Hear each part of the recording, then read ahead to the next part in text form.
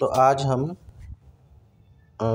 Course 508 NIOS का जो है DLED का उसका ब्लॉक 2 जो कि स्वास्थ्य और शारीरिक शिक्षा से रिलेटेड है इसको करेंगे।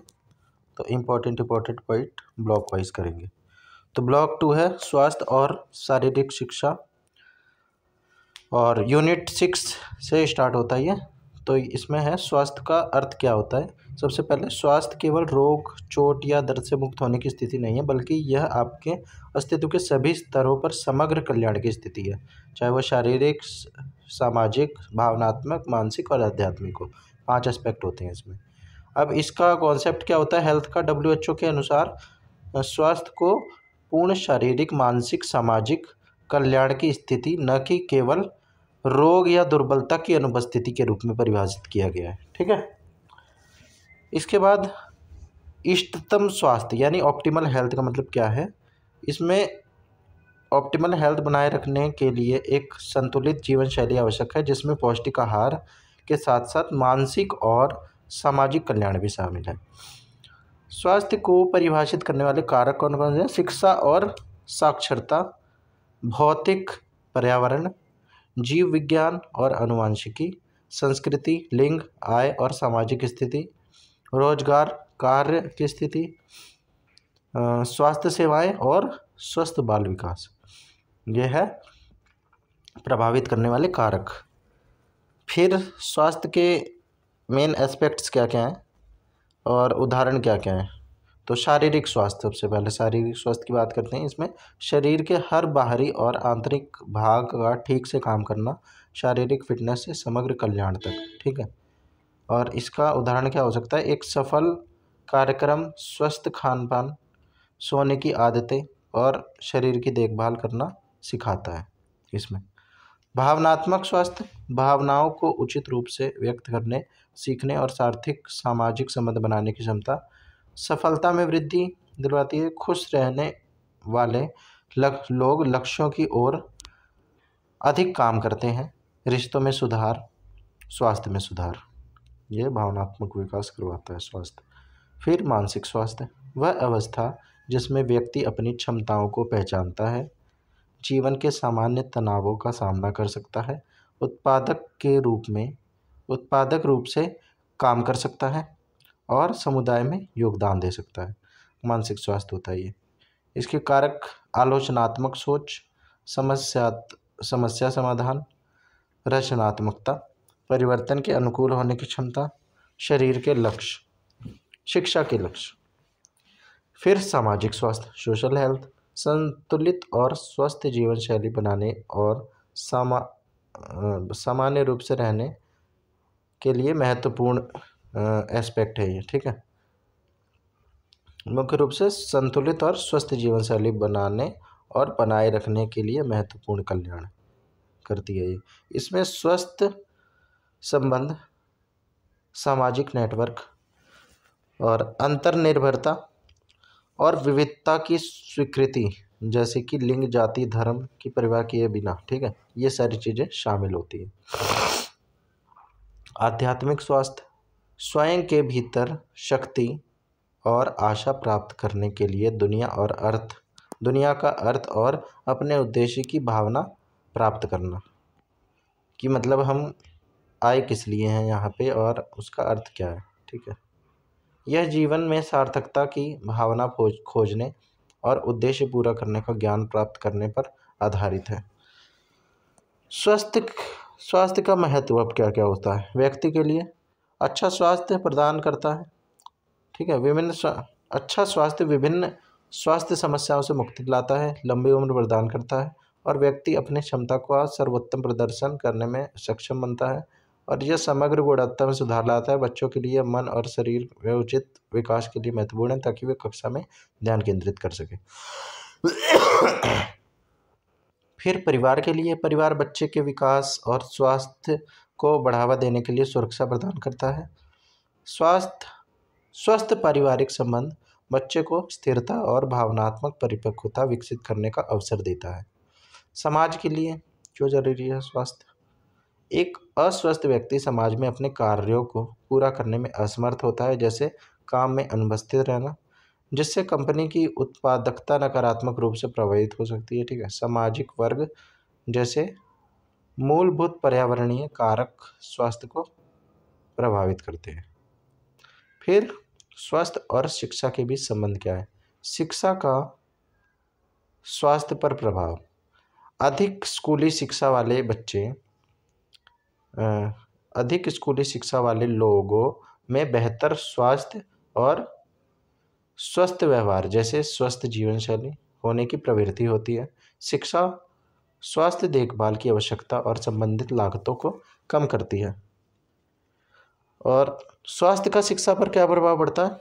ये तो शिक्षा का स्वास्थ्य पर प्रभाव था। अब स्वास्थ्य का शिक्षा पर प्रभाव यह है कि बच्चों का खराब स्वास्थ्य और पोषण शैक्षिक उपलब्धि में बाधा डालता है। ठीक है, यह स्कूल में नामांकन, प्रतिधारण और पूर्णता में महत्वपूर्ण भूमिका निभाता है।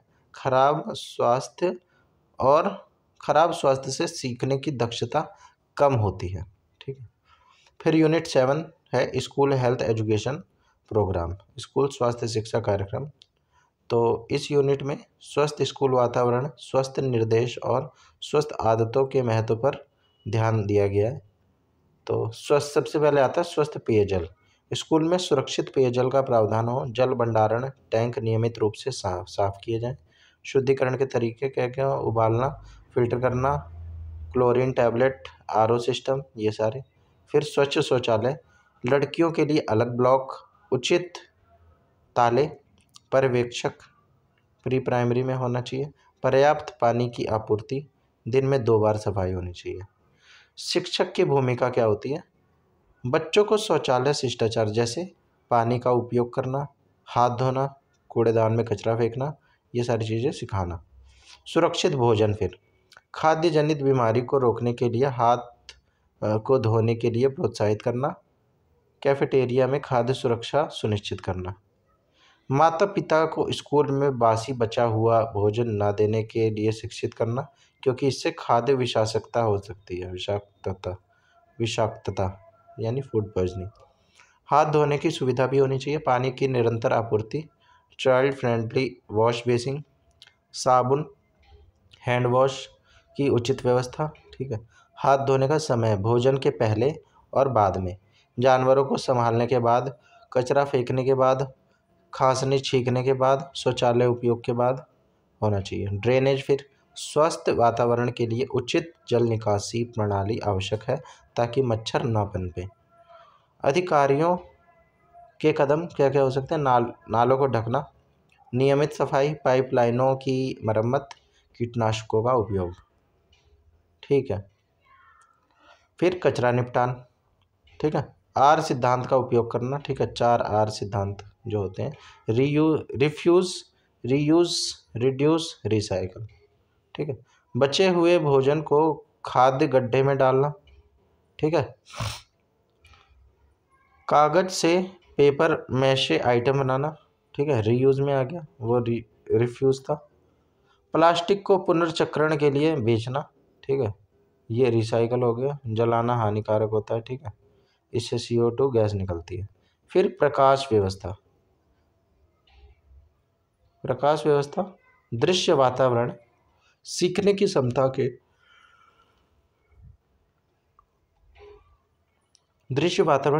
क्षमता के लिए महत्वपूर्ण है। कक्षाओं में पर्याप्त रोशनी होनी चाहिए। ठीक है, कक्षाओं में गर्म रंग के पेंट का प्रयोग करें। दृश्य समस्या वाले बच्चों को अधिकतम प्रकाश उपलब्ध होने वाली जगह पर बैठाया जाना चाहिए। फिर वेंटिलेशन, ताज़ी हवा और जलवायु नियंत्रण के लिए उचित वेंटिलेशन आवश्यक है। खिड़कियां सबसे सस्ता और कुशल समाधान है। ठीक है, खिड़कियां होनी चाहिए ज़्यादा से ज़्यादा। ग्रामीण क्षेत्रों में अक्सर यह समस्या कम होती है क्योंकि कक्षाएं खुले में होती हैं।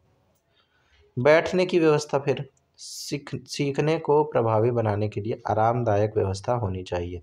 समूह कार्य, क्लब या क्लस्टर में।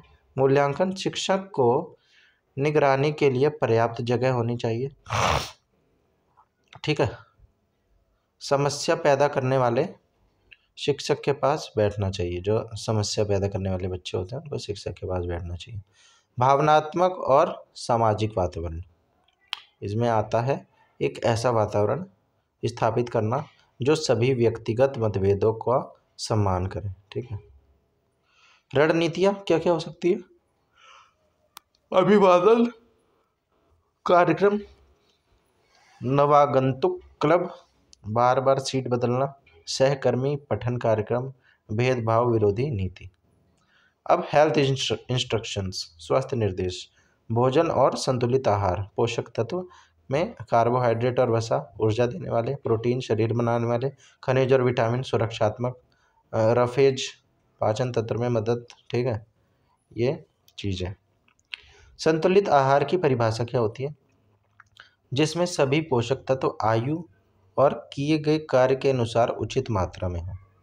ठीक है, जिसमें सभी पोषक तत्व आयु और किए गए कार्य के अनुसार उचित मात्रा में हो। आहार को प्रभावित करने वाले कारक, आयु, लिंग, शरीर का आकार, खाने की आदतें, जलवायु, स्वास्थ्य की स्थिति, ये सारी चीज़ें आ जाएंगी भाई। संचारी रोग क्या होते हैं? कम्युनिकेबल डिजीज, वह अवस्था जिसमें शरीर का सामान्य कार्य बाधित होता है। ठीक है। संचरण का तरीका क्या क्या होता है?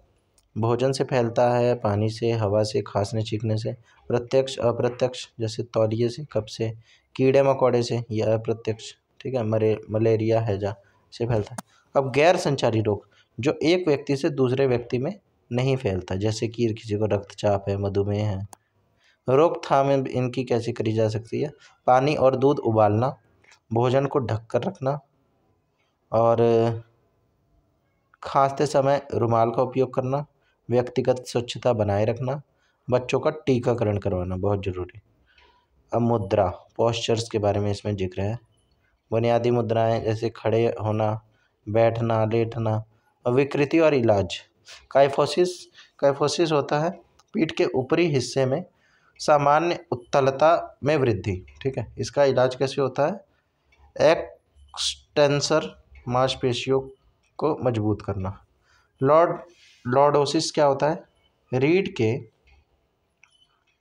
मतलब एक तरीके से काइफोसिस का मतलब होता है कुबड़, और लॉर्डोसिस रीढ़ के निचले हिस्से की सामान्य अवतलता में वृद्धि। इलाज, पेट की मांसपेशियों में ताकत विकसित करना। मतलब लॉर्डोसिस में बंदा आगे की तरफ झुक जाता, मतलब आगे की तरफ वो उसका पेट सा निकल जाता है, पीछे की तरफ झुक जाता है वो। स्कोलियोसिस में टेढ़ा हो जाता है वो बंदा, टेढ़ा झुक जाता है। रीढ़ की साइडवर्ड विचलन। ठीक है, रीढ़ का साइडवर्ड विचलन। इसका इलाज कैसे होता है? शरीर के वजन का उपयोग करके हाथों से लटकना। ठीक है, लटकना यानी कि। अब फ्लैट फुट, तल पर मेहराब का टिका होना। फ्लैट फुट, तल पर मेहराब का टिका होना। इलाज इसमें क्या क्या होता है? पंजों पर चढ़ना या चलना, सीढ़ियों पर पंजों पर चढ़ना। ठीक है, और साइकिल चलाना, ये फ्लैट फुट में इससे इलाज होता है। अब नौकनी, घुटने छूते हैं लेकिन टखने नहीं, इसको बोलते हैं नौकनी, यानी कि घुटने अब एक दूसरे में टकराते हैं। इलाज, लकड़ी के वक्र तख्ते पर खड़े होकर सिटअप करना। ठीक है, साइकिल चलाना, ये सारे इलाज इसके हो सकते हैं। या तकिया, रात में सोते वक्त तो अपने पैर के बीच में तकिया दबा लेना। फिर स्वस्थ आदतें, स्वस्थ आदतें पर्याप्त नींद लेना। ठीक है, समय की पाबंदी, अनुशासन, स्वस्थ खान पान की आदतें। अस्वस्थ आदतें, जंक फूड खाना, लापरवाही, नकारात्मक सोच, ये सब अस्वस्थ हैं। तंबाकू, शराब का उपयोग, सब अस्वस्थ आदतें हैं। इसके बाद यूनिट 8, आवश्यक स्वास्थ्य सेवाएं, इसेंशियल हेल्थ सर्विसेज। इसमें क्या क्या है? आवश्यक स्वास्थ्य सेवाएं बच्चों को स्वस्थ जीवन जीने की कला विकसित करने और अच्छे नागरिक बनने में मदद करती हैं। स्कूल स्वास्थ्य सेवाएं क्या क्या होती हैं? स्कूल स्वास्थ्य सेवाएं, स्कूल हेल्थ सर्विसेज सेवाओं को प्रावधान इसमें क्या क्या रहता है? तो फिजिकल चेकअप, डॉक्टर की टीम द्वारा सामान्य समस्याओं, जुकाम, खांसी, कृमि के लिए नियमित जांच। ठीक है। फिर व्यापक स्वास्थ्य मूल्यांकन, कॉम्प्रिहेंसिव हेल्थ असेसमेंट, बच्चे की ऊंचाई, और वजन को मापकर मासिक रूप से ये किया जाता है। ठीक है। फिर इम्यूनाइजेशन, टीकाकरण, बच्चों को सामान्य बीमारियों से बचाने के लिए सालाना ये किया जाता है। निःशुल्क दवा, फ्री मेडिकेशन, कृमि, ठीक है, कीड़ों की दवाई, एनीमिया की, आयरन की गोली दी जाती है। ठीक है। कैल्शियम आदि की गोली देना। ठीक है। फिर पोषण परामर्श, न्यूट्रिशन काउंसलिंग, किसी भी प्रकार की कमी वाले बच्चों को उचित मार्गदर्शन देना। फिर दंत जांच और नेत्र जांच, डेंटल एंड हाई चेकअप, नियमित जांच और उपचार, दृश्य सहायता, विजुअल एड का प्रावधान। ठीक है। नियमित जांच करना और दृश्य सहायता का प्रावधान करना। रिकॉर्ड कीपिंग, प्रत्येक बच्चे का अलग स्वास्थ्य रिकॉर्ड बनाए रखा जाता है। ठीक है। इसमें ये होता है, इसका परिणाम ये होता है कि शैक्षिक परिणामों में बदलाव, जैसे स्कूल उपस्थिति और छात्र उपलब्धियों में सुधार क्या क्या हुआ उसका पता चल जाता है। स्कूल और घर पर स्वास्थ्य खतरों से सुरक्षा, protection against health hazards, school में सुरक्षा जैसे गिरना हो सकता है। ठीक है। तो सीढ़ियों पर छोटी सीढ़ियाँ, मजबूत रेलिंग रैप, ठीक है, ये बनाना। आग अग्निशामक यंत्र रखना, फायर मॉक ड्रिल करवाते रहना। ठीक है, अभ्यास करवाते रहना। शिक्षकों को प्रशिक्षित करना। अब बिजली का झटका, योग्य इलेक्ट्रीशियन द्वारा वायरिंग करवानी चाहिए। गीले हाथों से तारों को न छूना। शॉक प्रोटेक्टर, सर्किट ब्रेकर, ठीक है, कि शॉक लगते ही सर्किट ब्रेक हो जाए। Shock protector, circuit breaker. अब स्टैम्पीड, भगदड़, सुरक्षा नियमों का प्रदर्शन, सीढ़ियों पर धक्का ना देना। खेल के मैदान में चोटें जब लगती हैं, खुरदुरे खेल ना खेलना, झूलों से दूर रहना। ठीक है। प्रॉपर इक्विपमेंट पहन के जाना। ठीक है। ड्रेसअप होके जाना। ठीक है, जिससे अपना घुटने उठने, अपना सर्वर सुरक्षित रहे। ठीक है, कोहनी होनी, तो प्रॉपर गियर पहन के जाना। फिर शिक्षक का साथ होना भी जरूरी है। अब घर पर सुरक्षा कैसे करी जा सकती, आग से, जैसे गैस रिसाव होने पर बिजली का स्विच ऑन ना करना। ठीक है, चिंगारी से आग पकड़ सकती है। खिड़कियां खोलना, खाना बनाते समय नॉयलॉन के कपड़े ना पहनना। ठीक है, वो क्योंकि सिंथेटिक होता है, चिपक जाता है वो। ठीक है, बॉडी से। फिर उसके बाद बिजली का झटका, गीले हाथों या नंगे पैर से बिजली के उपकरण को न छूना। तार खींचकर प्लग ना निकालना। ठीक है, प्लग खींचकर निकालना। फिर पॉइजनिंग, घरेलू डिटर्जेंट, कीटनाशक, ठीक है, कीटाणुनाशक और दवाइयों को बच्चों की बहस से दूर रखना। ठीक है, वो खा सकते हैं। आपातकाल में प्राथमिक उपचार, प्रोविजन ऑफ फर्स्ट एड।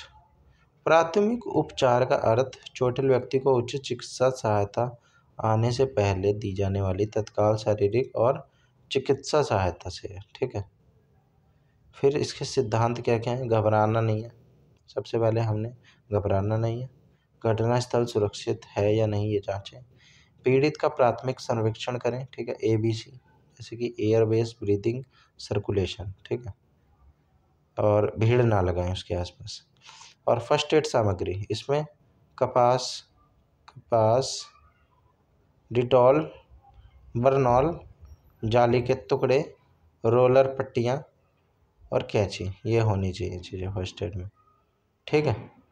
फिर उपचार के टिप्स, मामूली कट लग जाए तो टिंचर आयोडीन, ठीक है, या स्पिरिट लगा ले। जाली का साफ टुकड़ा रख ले। ठीक है, पर अगर जल जाओ भाई तो बर्नॉल लगाओ। ठीक है, आग लगने पर कंबल से लपेटें। ठीक है, पानी ना लगाएं, पानी और वर्स कर सकता है कंडीशन को। फिर डूबना, बच्चे को पेट के बल लिटाकर पीठ दबाएं अगर डूब जाए बच्चा, और कृत्रिम श्वसन शुरू करें। और कुत्तों का काटना, डॉग बाइट हो जाए तो घाव को साबुन और पानी से साफ करें। डॉक्टर को दिखाएं, टेटनस इंजेक्शन, ठीक है, लगवाएं। फ्रैक्चर हो जाए तो घायल क्षेत्र को स्थिर रखें, ठीक है, ज़्यादा हिलाना डुलाना नहीं है।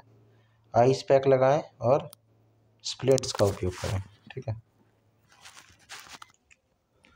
इसके बाद हमारी यूनिट 9 शुरू होती है, जिसमें है meaning and concept of physical education. शारीरिक शिक्षा का अर्थ और अवधारणा। शारीरिक शिक्षा कुल शिक्षा पाठ्यक्रम का अभिन्न अंग है जो मानव गति के माध्यम से व्यक्ति की अधिकतम शारीरिक क्षमता, सामाजिक, भावनात्मक और बौद्धिक विकास पर ध्यान केंद्रित करती है, ठीक है। शारीरिक क्षमता, सामाजिक, भावनात्मक और बौद्धिक विकास पर ध्यान केंद्रित करती है। लक्ष्य और उद्देश्य एम्स एंड ऑब्जेक्टिव्स। लक्ष्य सुव्यवस्थित गतिविधि कार्यक्रमों के माध्यम से मानव व्यक्तित्व का उसकी समग्रता में सर्वांगीण विकास करना, ठीक है। अब उद्देश्य, मुख्य उद्देश्य शारीरिक रूप से फिट रहना, महान सहन शक्ति होना, ठीक है, गति, शक्ति आदि का विकास, सामाजिक रूप से कुशल होना, समूह में रहने के लिए उचित अनुकूल व्यवहार करना, ठीक है, सहयोग करना, वफादारी, खेल भावना, ये सारी चीज़ें होना सामाजिक रूप से कुशल होना में आता है। फिर भावनात्मक रूप से संतुलित। भावनात्मक रूप से संतुलित होने का मतलब भावनाओं को नियंत्रित करने और विनियमित करने में सक्षम होना, ठीक है। मानसिक रूप से मजबूत होना, याददाश्त, ठीक है, निर्णय लेने की शक्ति और तर्क शक्ति का विकास, ये सब होना। आध्यात्मिक रूप से प्रबुद्ध, सभी चीज़ों के अर्थ और उद्देश्य की गहरी अंतर्दृष्टि का अभ्यास करते रहना कम से कम, ठीक है। व्यक्तित्व का एकीकृत विकास, इंटीग्रेटेड डेवलपमेंट ऑफ पर्सनैलिटी। इसमें शारीरिक विकास, यही सारे एस्पेक्ट आ जाते हैं, शारीरिक, मानसिक, सामाजिक, आध्यात्मिक। तो शारीरिक विकास में शारीरिक फिटनेस के भी 5 घटक होते हैं, ठीक है। सहन शक्ति, स्टेमिना, शक्ति, स्ट्रेंथ, लचीलापन, सफलनेस या फ्लेक्सिबिलिटी बोल लो, गति, स्पीड, और न्यूरोमस्कुलर समन्वय, न्यूरोमस्कुलर कोऑर्डिनेशन। अब सामाजिक विकास, टीम वर्क, साथियों के साथ संबंध बनाना, सफलता और विफलता से निपटना, ठीक है, विनम्रता से जीतना, ठीक है, ये सारी चीज़ सिखाता है, ठीक है। मानसिक और भावनात्मक विकास, यह मस्तिष्क में सेरोटोनिन और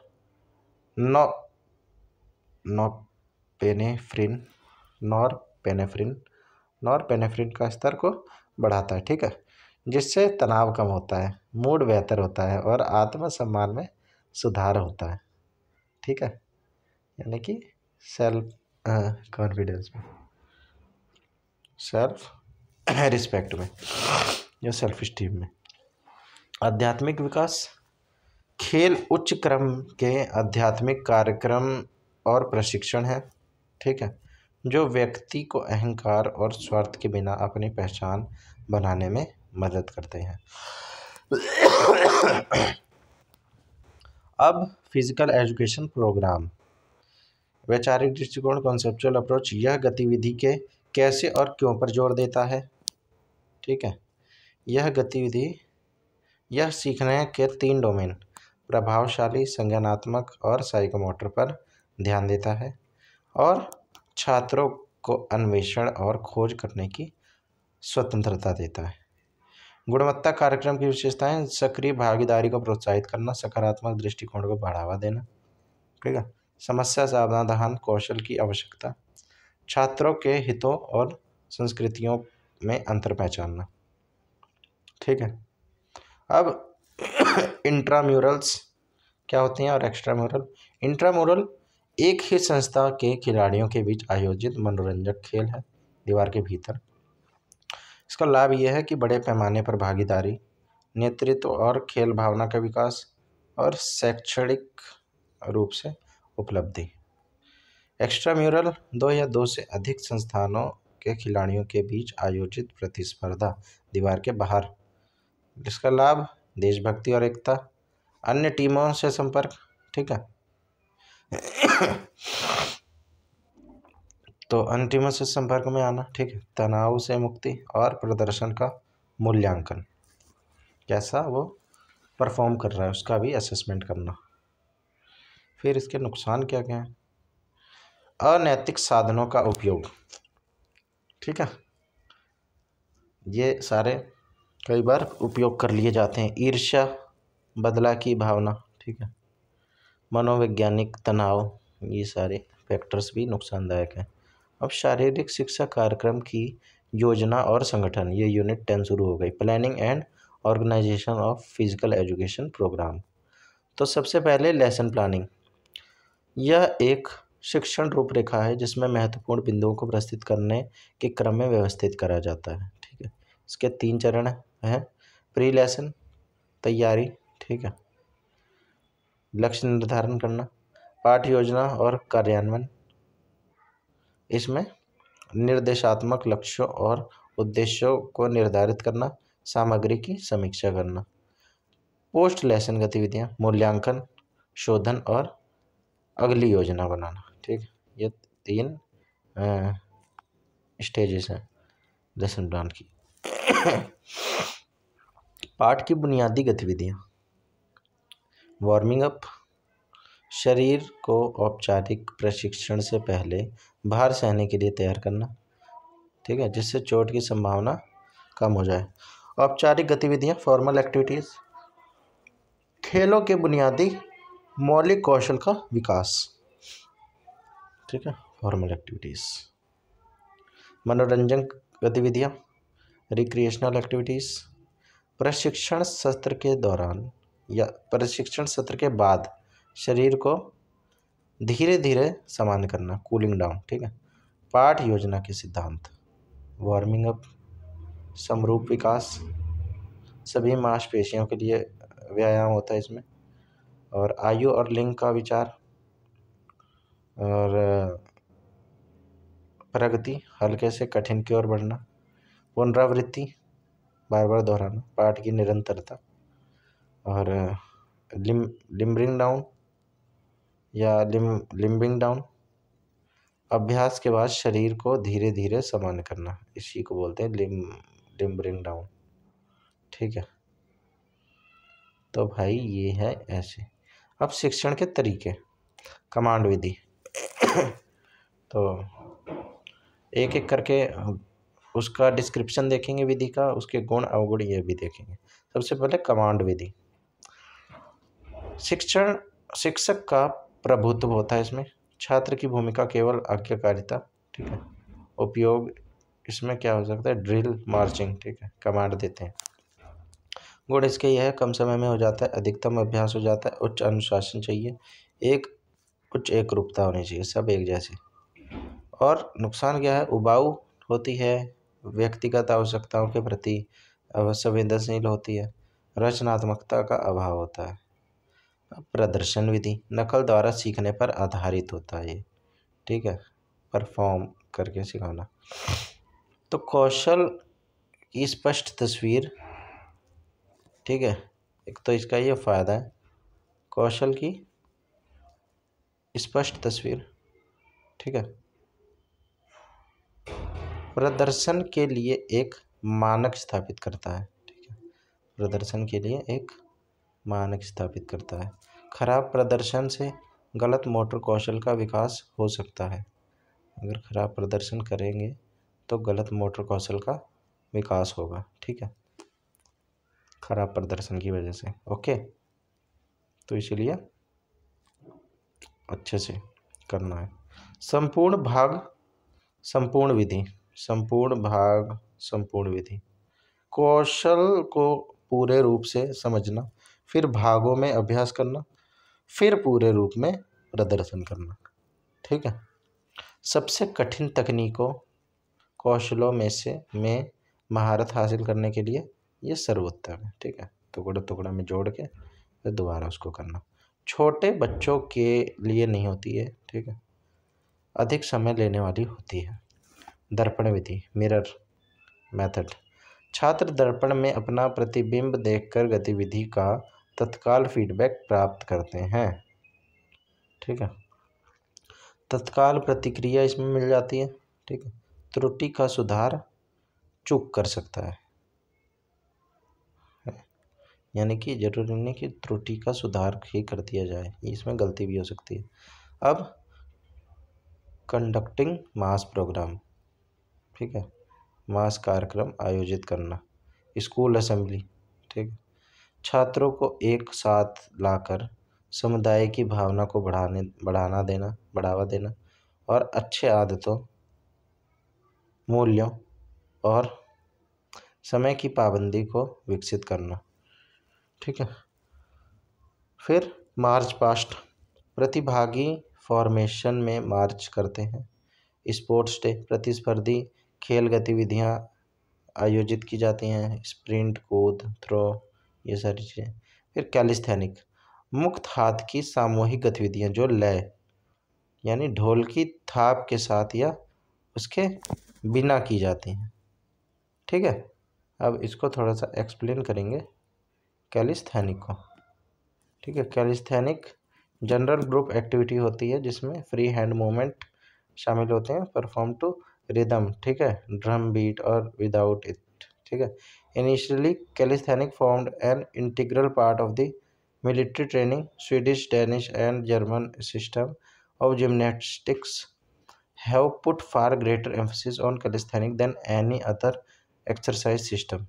Even Galen, the great physician of ancient times, considered calisthenics as an important means of fitness development and healthful living.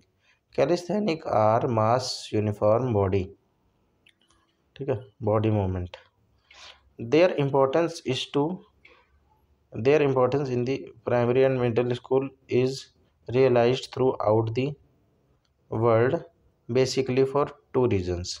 They are most economical exercise requiring no or little equipment, or they have great demonstrative value and are a feast to eye when done by children in mass. ठीक है, तो ये है calisthenic. तो ये NCC वगैरह में आज भी होती हैं। ठीक है, ये अपने सीखने के लिए आसान होती है कैलिस्थेनिक्स। ठीक है, calisthenic mild stress to begin with, but ये जो है वो इतना इम्पोर्टेंट नहीं है। प्रिंसिपल्स ऑफ टीचिंग कैलिस्थेनिक्स, ये भी पता ही है, जनरल सी बातें हैं। Do corrections, make children have stop ever at one position, realise service of the student. तो भाई कुल मिला जुला के कैलिस्थेनिक्स ना बहुत ज़रूरी चीज़ है, इसके बारे में आपको पता होना चाहिए। ओके ब्रो, तो कैलिस्थेनिक्स से आगे बढ़ते हुए हम चलते हैं आगे। अब कैलिस्थेनिक हो गया मुक्त हाथ की सामूहिक गतिविधियां जो लय के साथ या उसके बिना की जाती हैं। इसका महत्व क्या होता है? सबसे किफ़ायती व्यायाम, कम उपकरण लगते हैं, बड़े पैमाने पर प्रदर्शन के लिए सर्वोत्तम होता है ये। ठीक है, इसमें धीरज और हृदय संबंधी क्षमता विकसित होती है। शिक्षण सिद्धांत क्या है? प्रदर्शन तकनीक का व्यापक उपयोग करें, ठीक है, जिससे बच्चे देख के सीखें। अभ्यास का नाम बताएं, संक्षिप्त विवरण दें और आंदोलन में एक रूपता के लिए औपचारिक रूप से गिनती का उपयोग करें। ठीक है, आंदोलनों में एक रूपता के लिए औपचारिक रूप से गिनती का उपयोग करें। शिक्षक और समावेशन, टीचर एंड इंक्लूजन, ये टॉपिक है। समावेशी शिक्षण के लिए विचार, समावेशी शारीरिक शिक्षकों को व्यक्तिगत रूप से अनुकूलित कार्यक्रम, इंडिविजुअलाइज्ड फिजिकल एक्टिविटीज़ प्रोग्राम बनाने के लिए समस्या समाधानकर्ता बनाना चाहिए। अनुकूलन, एडेप्टेशन,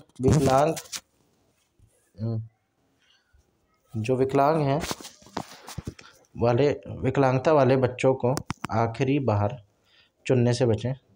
ठीक है, गतिविधि को छात्र के अनुरूप बनाने के लिए क्रिया होनी चाहिए। समय, सहायता उपकरण, सीमाओं और दूरी में संशोधन, ये सारी चीज़ें करनी चाहिए।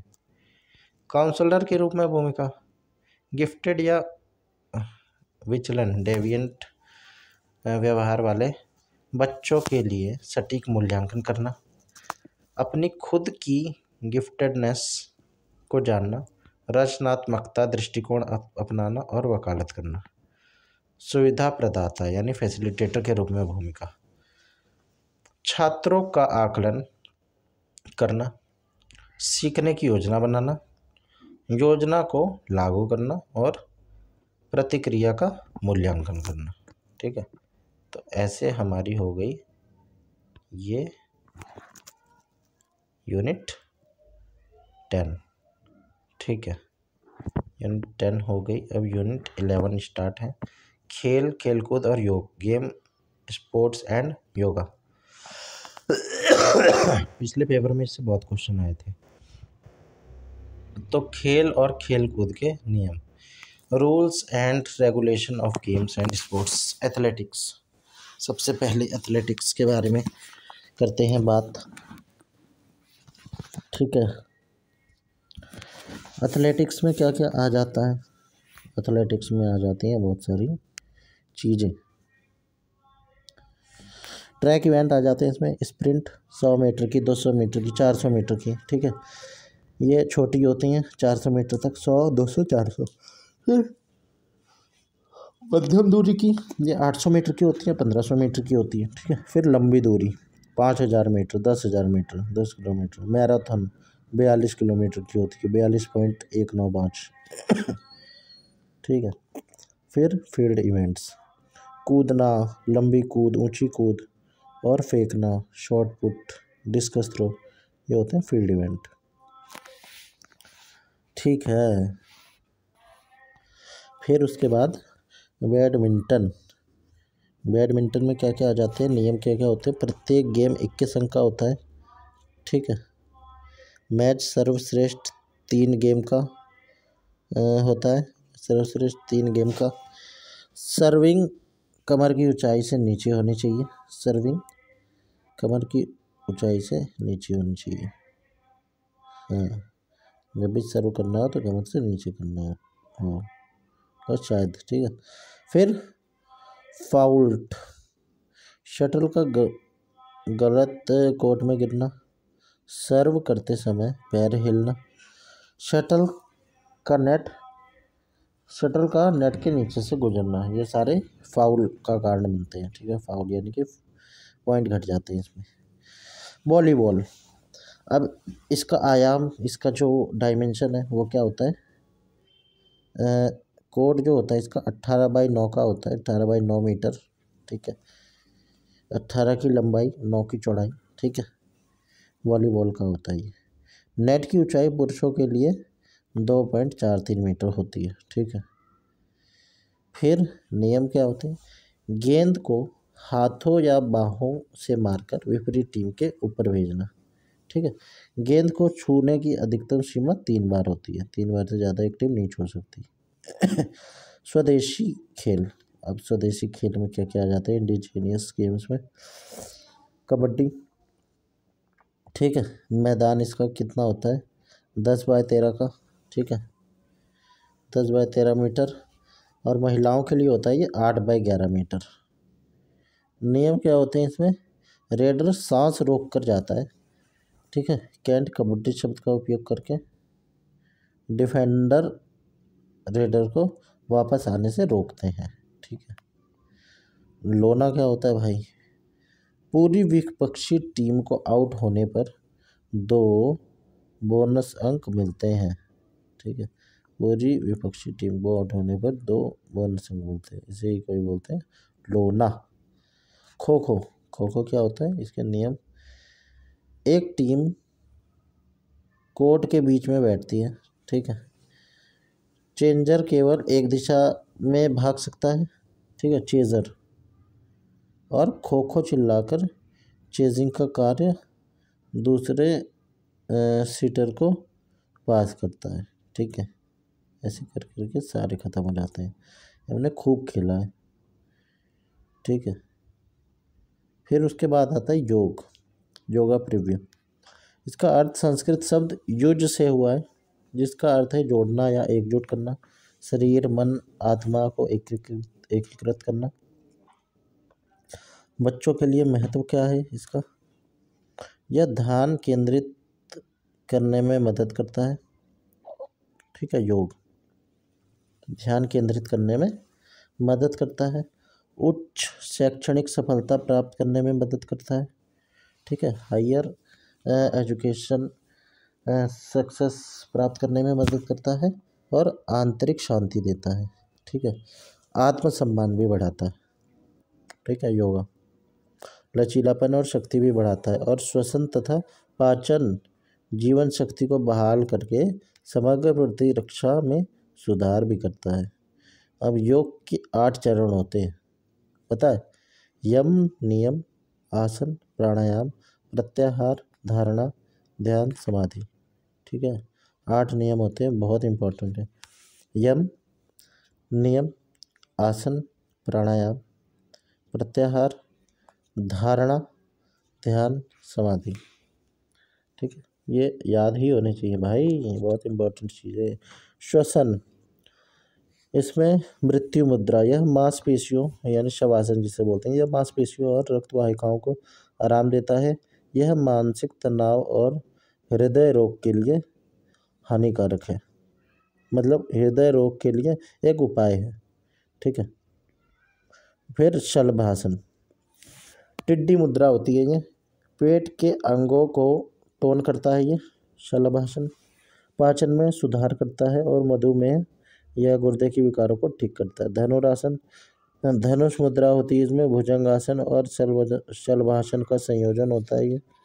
ठीक है, और इसमें क्या रहता है कि भाई पाचन में सहायक होता है ये और पेट की मांसपेशियों को मजबूत करता है। ठीक है, फिर चक्रासन, शरीर को अर्धवृत्ताकार आकार देना। ठीक है, जो आधे हाफ सर्कुलर हो, ठीक है, सेमी सर्कुलर हो। ठीक है, ऐसी शेप बना देता है। यह रीढ़ को टोन करता है और शरीर को सतर्क और लचीला रखता है और ये बहुत सारी ऊर्जा भी देता है। तभी जो थोड़ा लेबर मेहनत वाला काम करते हैं उनको कार्बोहाइड्रेट ज़्यादा लेने के लिए बोला जाता है। ठीक है, या चक्रासन। ठीक है, मैंने मिक्स कर दी 2 चीज़ें। प्राणायाम, प्राणायाम क्या होते हैं? श्वास नियंत्रण का अभ्यास। इसका उद्देश्य शरीर की महत्वपूर्ण ऊर्जा को उत्तेजित और सामंजस्य स्थापित करना है। ठीक है, नाड़ी शोधन, वैकल्पिक नथुने जो होते हैं, वैकल्पिक नथुने से श्वास लेना और छोड़ना, लेना और छोड़ना, लेना और छोड़ना। ठीक है, शीतली प्राणायाम, शीतलता प्रदान करने के लिए मुंह से ओ आकार में श्वास अंदर लेना। ठीक है, और नाक से बाहर छोड़ना, यानी जिससे जीभ ठंडी होती है। अब कपालभाति, बहुत फेमस योगा है ये। बलपूर्वक श्वास बाहर छोड़ना जिससे पेट अंदर की ओर खींचा जाता है। ठीक है, तो ये था भाई चैप्टर, हमने कर लिया ये पूरे यूनिट। ठीक है, तो यही है भाई शारीरिक शिक्षा में वैचारिक दृष्टिकोण को समझा हमने, कॉन्सेप्चुअल अप्रोच। ठीक है, पारंपरिक शिक्षण से आधुनिक सीखने की शैली में बदलाव के समान है। यदि पारंपरिक दृष्टिकोण किसी बगीचे में एक विशिष्ट पौधा लगाने के लिए कदम दर कदम निर्देशों का पालन करने जैसा है, सिर्फ नकल करना, तो वैचारिक दृष्टिकोण उस पौधे के बढ़ने के सिद्धांत क्यों और किसे सीखना है, लाई ओपन लगा के। ठीक है, तो वैचारिक दृष्टिकोण उस पौधे के बढ़ने के सिद्धांत, ठीक है, क्यों सीखने जैसा है। ठीक है, यह छात्रों को मौसम, मिट्टी और पोषण के सिद्धांतों को समझने की अनुमति देता है, ताकि वे न केवल उस विशिष्ट पौधे को उगा सकें बल्कि किसी भी पौधे को किसी भी वातावरण में उगा सकें। ठीक है, यही उद्देश्यपूर्ण शिक्षा है, मीनिंगफुल फिजिकल एजुकेशन है। तो इस तरीके से हमने ये ब्लॉक ख़त्म कर लिया, ब्लॉक 2 508 का। तो इसी तरह एक एक करके सारे ख़त्म करते रहेंगे। थैंक्स।